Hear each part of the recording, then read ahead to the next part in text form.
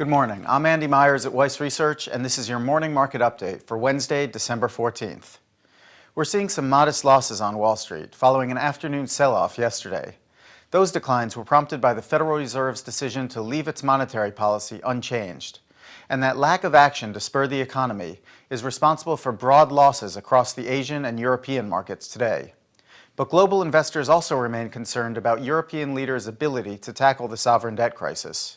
Those fears were highlighted this morning when the Italian Treasury sold 3 billion euros of 5-year bonds.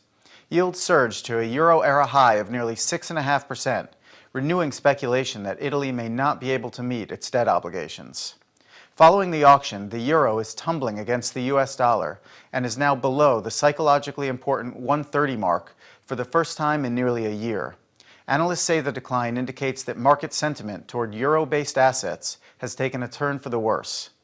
Meanwhile, the dollar's relative strength continues to weigh on commodities.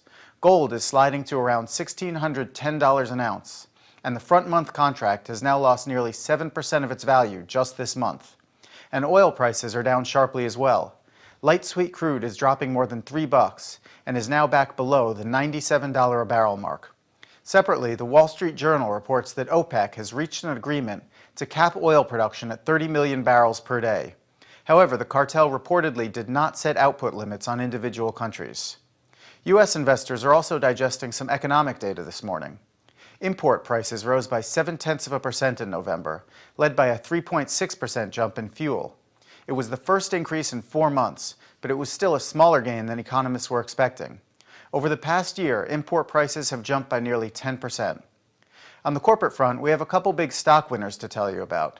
Avon Products is surging more than 10% after the cosmetics firm announced it will separate the roles of chairman and chief executive officer and launch an external search for a new CEO. Following the move, BMO Securities upgraded Avon shares to outperform. Meanwhile, shares of Broadcom are jumping nearly 6%. The chipmaker said that fourth quarter revenue will come in at about $1.8 billion, near the high end of its previously announced range. But on the downside, we have First Solar tumbling more than 15% in early trading. It lowered its full-year profit and sales forecast for the second time and issued weak guidance for next year. First Solar blamed weather and other factors for continued project delays. That's the latest from Weiss Research. Have a great trading day.